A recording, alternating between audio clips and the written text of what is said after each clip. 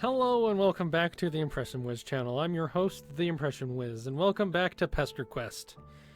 And the fact that I just played the Dave, like the actual ending for Dave, and if you want to see the actual, see, there it is.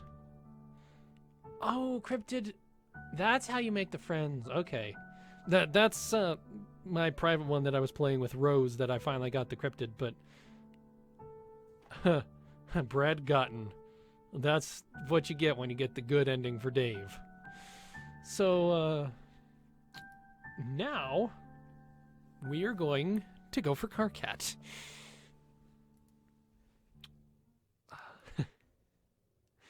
Because since this just came out and I just finished Dave, I have to do Karkat, at least an episode of him. Okay.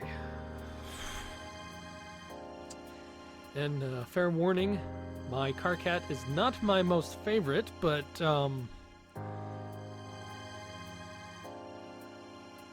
still going to do it anyway. And if it's bad, I apologize. Confident that your new friends are safely sleeping off a rowdy night full of snacks, video games, and taxidermy. Oh yeah, that's Jade's, I'm sure. I have to do that later too. Anyway, you turn your thoughts to dreams. Jade's dreams. That fascinating, shiny place that feels familiar. The way, well, the way a dream does. Prospect feels like the place you should be right now. You've got a brand new zap sense, and it hasn't failed you so far. It's allowed you to befriend several emotionally volatile teens and precarious home situations. These powers won't let you down. So you zap to the dream world. But how do you go there if it's just a dream? Well, but what does it doesn't matter. Turns out you can fly here. Rad. You drift around for a little bit, admiring the glittering towers, waving lazily to all of the various dream NPCs, until you come upon a dome with an open window. Inside, a troll boy with nubby horns and a silly outfit lies curled up in his dream bed, sleeping soundly. Aw, he looks so peaceful. You imagine this is a very peaceful troll boy. Oh boy. Perhaps it should strike you as strange that you immediately know that this alien's race is, but nah, you don't have time for that.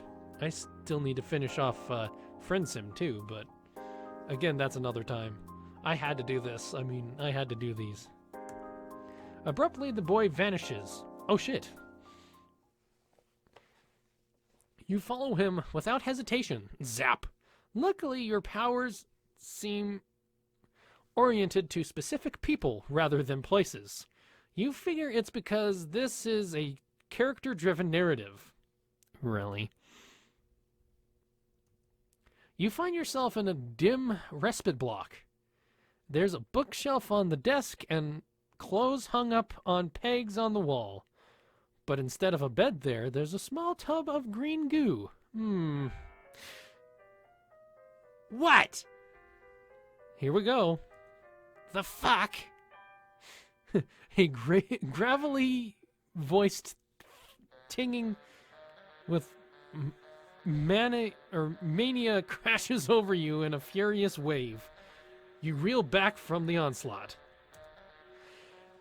Every evening I wake up to another glorious night of the universe applying its globes directly to my face in the most hilarious and juvenile way possible.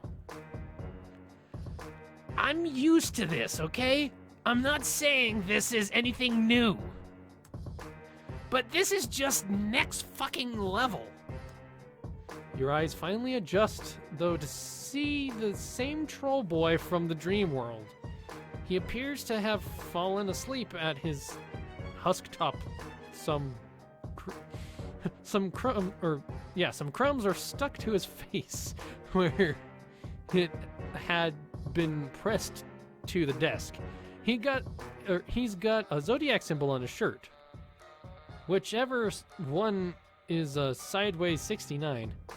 Nice.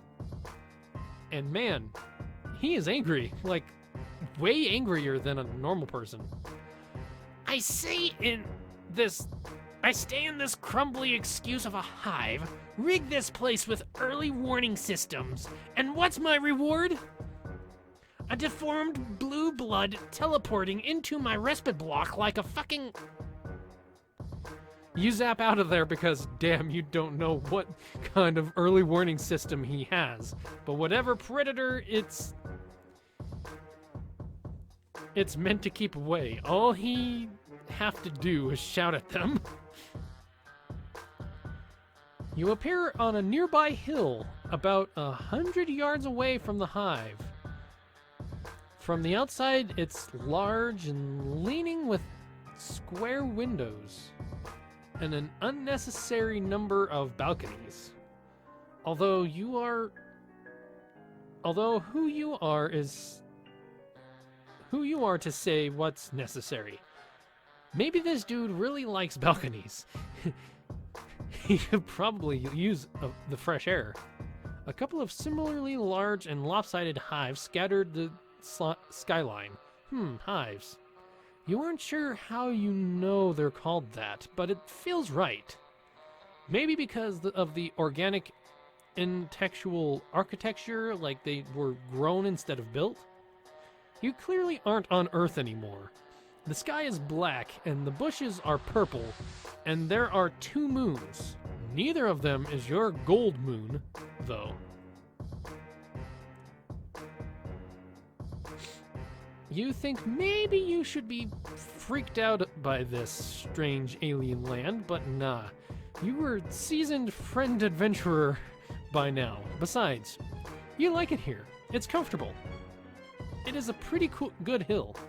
You sit for a while thinking about this hill and this universe and your place in it. And your place is it. Until the sun starts to crest over the distant horizon. Hey, idiot! The troll boy is leaning out of his front door. You're sitting on the ground waiting for sunrise? So you're either a jade blood or a moron. And I know the only jade blood who lives outside the caverns, and she's a lot better looking than you. So what the hell? Who are you? You're not a troll. There's a substantial gap of grassy hill between the two of you, but you can hear him just fine. He has a talent for projecting. You stand up and brush the dirt off your ass. He seems a bit less angry now. Now, should I zap right over there or take my sweet time? I'm gonna zap right over there. Right after I take a look? Oh yeah, I still have time for this episode. Zap right over there. No point in wasting daylight, or moonlight, whatever. So you just zap on over there.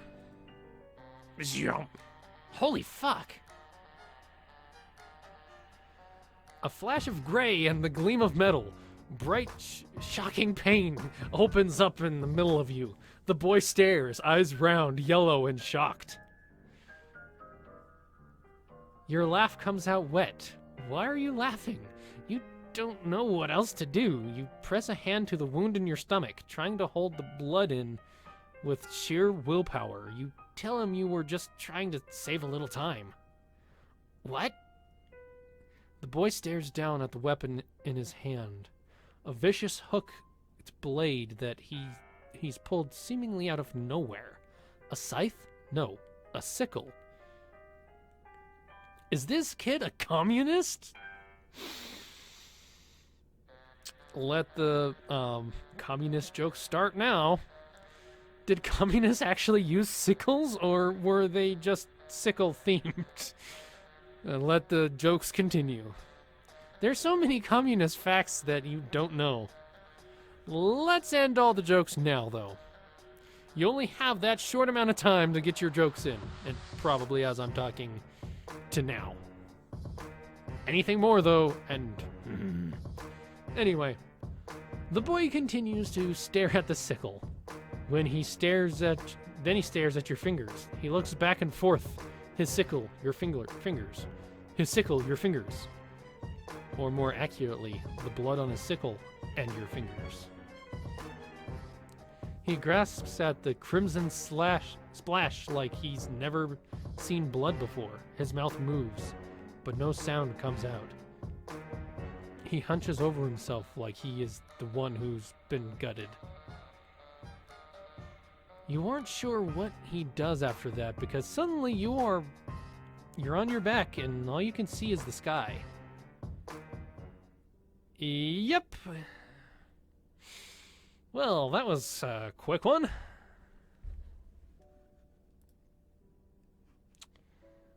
Although I still have time, so, well, and I didn't even get time. I didn't even save that choice. I'm sorry. Wait. I might actually have, like, a quick save, though, for that. No, I do not. Wait. Aha, I do. Good. Okay. Anyway, take your sweet time. You walk leisurely down the hill. The heat from the rising sun washes over your back, and you speed up. The sun is bad news. You just know it. You start down the hill, light bleeding further across the horizon, and your pace gets a little less leisurely. The troll boy crosses his arms. His shoulders are rounded with a slouch. Like he spent a lot of time making himself smaller. His black painted claws are bitten down. You wave a little awkward hello. He rolls his eyes and grabs you by the arm. Grip's surprisingly strong. He tugs you underneath the shadowed overhang of the balcony. Okay, asshole. What are you doing watching me in my dream like some hornless castle-posing pervert? I can't even retreat into unconsciousness anymore. Is that it? Prepare for a lot of coughs because I think his voice is going to do that. I won't even slide into the nonsense relief of death without an alien stalking me. That's awfully true. Did one of my friends put you up to this? Was it Solix? Everybody's favorite pastime. Make Karkat's life even more of a constant, evanescent shit show. You tell him, Karkat, that it's not like that. You don't know anybody named Solix, and you don't mean to be creepy. You just found him, like how he looked and decided to follow him home. Karkat's thick eyebrows creep upward. Okay, you know how that sounds, but you really didn't do it to be weird. You did it for friendship. You crave it, like a mineral. Wow, very normal, Mr. Magic. Oh, but you are magic. Okay, maybe not you specifically. You don't want to brag, but you can do some pretty magic stuff. Karkat looks incredibly dubious, even more so than Rose had, who you might have described as politely incredulous. You consider explaining to him all that wild stuff that Jade told you about, games and destiny and such things, but you really can't imagine what any of that has to do with this grumpy alien boy. What are the chances? You tell him you can prove it. You can prove him to... you can bring him to visit one of his friends. You are so awesome at bringing friends together. You could visit Solix, was it? Karkat makes a noise like a tea kettle being punched. Hell no. What knob biter would self-emulate that knob biter would self-emulate if I interrupted his coding. You wonder if that's a euphemism. Maybe Karkat just likes scary quotes. I don't have the energy to grub-sit his freaky, deformed bulges today. Okay, then where does he want to go? Does he have any more friends? I wouldn't call him a friend exactly. More like the endless burden I've been cursed with by the slithering eldritch gods of the outer reaches. If I didn't occasionally check up on him, he'd space out so far he'd hit hard vacuum. How do we do this? Oh, are we gonna... I hope that even for a little bit. You're actually not quite sure, but you don't want to backpedal and suggest to this cool, angry troll boy that you don't know what you're doing. Do I just... His hands kind of hover near you. Hold on. You could hold hands, but you don't want to be too forward. You could also just hold him under the armpits. You think holding me under the armpits is less weird than holding frond stumps? Oh, yeah, sort of. Karkat puts an awkward hand on your elbow. Then he frowns and pushes up your sleeve, laying 3 fingers against your bare arm. You good, dude? Yeah, sorry, you're just kind of warm. Thank you. You tell Karkat that he is very warm too. Let's just get this over with. Try to aim for just outside his hive. His Lucis isn't around, and he's usually too stoned to even notice if the roof came down. But I don't want to startle him. Oh, you do care about Gamzee. Cool, here goes. You zap somewhere pitch black and immediately blunder right into Karkat. Oh my god. Could you keep it together for a single fucking glance nugget? You aren't in Karkat's hive anymore. You appear to be in the void. Cool. What the? Let go of me! You tell Karkat that he is actually the one still holding on to you. He makes an angry noise through his nostrils and releases you from his clammy grasp. He moves away from you and collides with what sounds like about 17 mops, all banging into each other and clattering to the ground.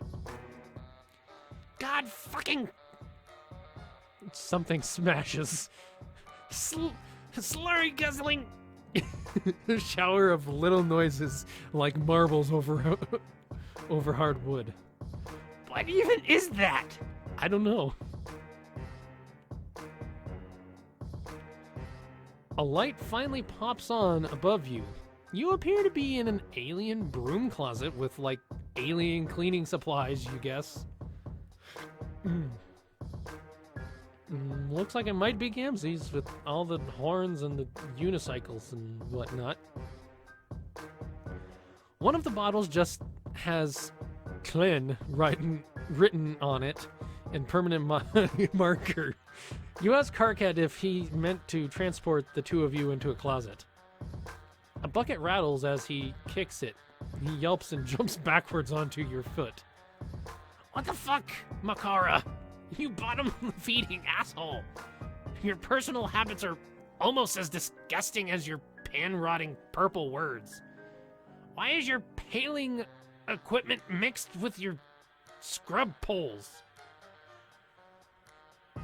Did you figure nobody would notice? Surprise, knobsucker. I noticed. What in the hell? Karkat breaks off, and after a moment you realize why. Heavy footsteps shuffle closer. Someone has heard the absolute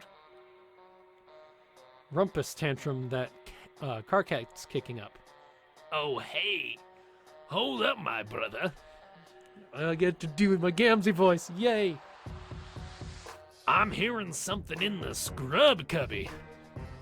Some squeak beast's what and all gotten itself trapped.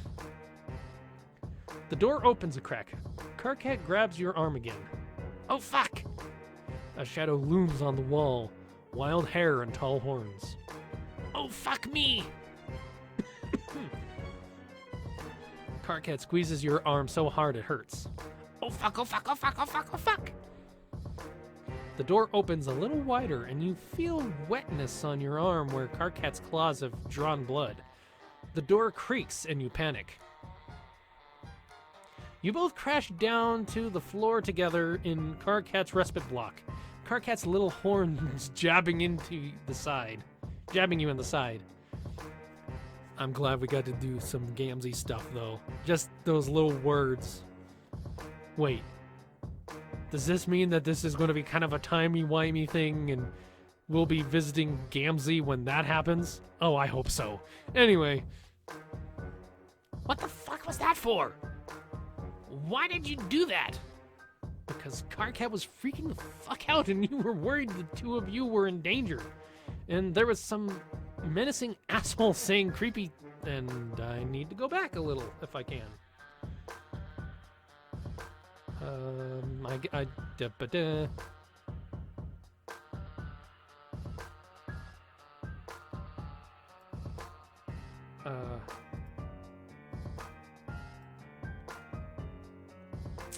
That's not working. I missed a couple things.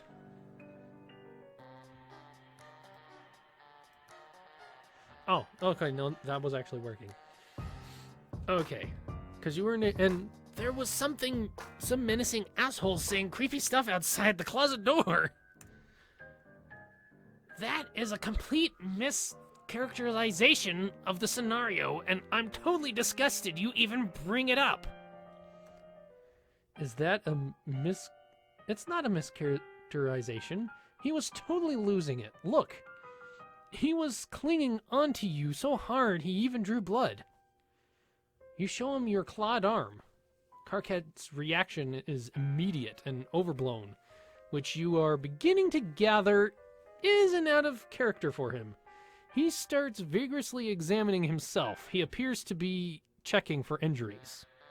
Now I'm going to really quick check my time. I've still got a little bit of time. No, you insist. He's not the one bleeding. You are. So he's so covered up in jeans and sweaters that you have no idea how he'd even get cut in the first place. Wait. This is your blood? Yeah? What's the big deal? Besides, the fact that he totally just scratched the shit out of you. You're willing to let it slide, though, for friendship reasons. You figure this might just be the way he greets people? It's honestly kind of fucked up. Maybe you should have just leave. Kind of like how, Jack Noir kind of greets people by stabbing them. Wait, what? Now you're just going to zap the fuck out of here like nothing happened? You can't go out there. It isn't safe. Not for people like... Karkat pulls himself wearily to his feet. He's still looking at you like you're a bomb that might go off if he steps wrong. Slowly, he extends his own palm and drags a claw across it. Crimson blood beads up and drips to the floor. It isn't safe for people like us. Clearly something is happening here, and it's probably a reason deep and affecting moment, but you're just not sure what you're supposed to do. You bleed, he bleeds, both of you bleed. Sweet. Blood friends. You can fuck with that. How did you get a cerulean hoodie? A cerulean's hoodie. Blah, blah, blah. Did you bag yourself a high blood morail? Maybe. Technically, yes. In the previous game, I need to play that and actually finish it. I might just redo that series somehow. Well, somewhat. I'll figure that out, but... Now that you've established that the two of you do indeed both have blood, Karkat appears to have warmed up to you a lot. He even offers you something called grub juice, which you are pretty sure is just Coke. Except not as sweet. It's almost a little salty. You take tiny, polite zips and... zips, whatever, and then pour it into a dead plant as soon as Karkat turns his back. You tell him that you aren't actually sure where you got this sweater, or sweatshirt. You were just wearing it when you woke up. You don't even remember where that it was. You just know you were standing in front of John's house and you were wearing this hoodie. And you knew it was important, but not why it's important. Possibly because it keeps you from being naked, or you didn't realize it belongs to a cerulean, whatever that is. Karkat is looking at you like you aren't making much sense. Which is fair because you really aren't making much sense. So you're a mutant blood alien with amnesia. That can also teleport. Yep, and you can time travel too. Don't push it. Karkat sits down at his desk and hits the spacebar on his keyboard. You could probably figure out whose cast sign that is. Well, not as specifically, unless you've got some incredibly unlikely and well-honed husktop skills. You've got no husktop skills, honed or otherwise. Yeah, I'm not fucking surprised. Here, just give me a second. Don't break any of my shit. You take a glance around the room, keeping your arms behind your back as to make absolutely sure you don't break any of his shit. His room is surprisingly tiny for someone as scattered as Karkat. Mostly just weapons and movie posters. It all has the air of someone who doesn't plan to live in a place for very long. It feels temporary. Karkat is typing furiously with his mouth pulled into a little frown. That's his default, it appears. Ever so often, though, he throws glances at the cuts on your arm. He really is hung up on your blood. Good news, Captor. Tonight is your lucky night. Finally, you get a chance to put your money where your dribbling, snaggled-toothed flap is. I need you to do something for me. Oh, I get to do my Karkat voice. Or my Solix voice. I've been doing my Karkat. KK, if this is more whining about the team leader, I don't want to hear it. You just don't have the qualities necessary for this sort of scenario. And if you're just here to start some sort of slap fight or wrigglers for wigglers, his voice is not easy to talk in, and it's been a while, then you should probably go fuck yourself. Because I've got actual work I need to do tonight. Tonight. Oh my god. Who gives a fuck about a game Aradia dug out of a hole in the ground? And what actual work? Like I've even believed that for a second. You mean the actual work of touching yourself while sobbing into your recupercoon? Yes, hilarious. But can we skip the foreplay for just one time in our lives?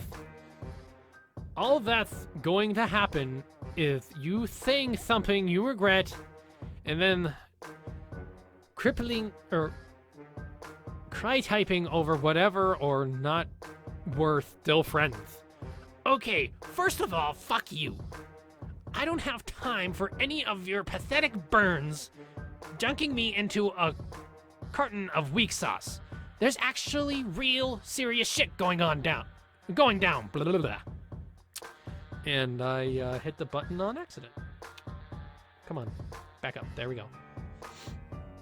Well, now that we've wasted like 2 minutes telling each other how busy we are, what the fuck do you want? I need you to check something in the Imperial database for me. Cast records. And I want you to do it without asking me why I need it. Deal? Wait, what the fuck, AK? Absolutely no deal. You didn't even try to make a deal. You just told me to do something incredibly illegal and dangerous. Why do you need caste records? You think ancestors are bullshit? Or why do you need caste records? You think ancestors are bullshit? Trying to talk in a lisp is kind of hard to keep doing sometimes. Ancestors are bullshit. Fake night dream nonsense for kids who date themselves and want to experience a connection to something better than they are. Face the facts, bulge weeds. There's no way any of us are descended from anybody that matters. Well, then why the hell do you want me to risk getting called for records if it's just a bunch of bullshit that doesn't matter? I might have a death wish, but I'm not suicidal. So either tell me what crawled up your nook and laid eggs in there, or let me get back to work. Okay, fine. I'm telling you this because we're friends and I trust you. There's this person in my hive. Person? Yeah, they aren't a troll, but they aren't a drone either. I figured they're an alien. But they've got a cerulean sign and we're trying to figure out where it came from. Wait, they aren't a troll, but they're a cerulean? Sorry, KK. I'm trying to wrap my pan around this, but I'm pretty sure you're fucking with me. Oh my god, could you just run this? Give me a second. Okay. Nobody's had this sign or cast name in a while. Ask your new alien friend if they know the name of Adolf. I'm gonna have to search this later. Hey, do you know... Oh, what the fuck? You stepped back from where you've been leaning over Karkat's shoulder. You couldn't resist. He was just getting so heated and mad, banging on the keyboard and making weird little growling sound noises. Hold on a second. Oops. You think you can just... Karkat goes absolutely silent. He's rigid. If he'd been a cat, his hair would be standing straight up. You ask him what's wrong and he shushes you so loudly, you almost fall over from shock. You strain and in the distance you think you hear strange static whirring. And I'm going to save it here.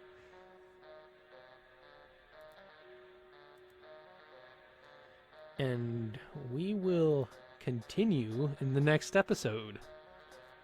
Because this is actually getting kind of good.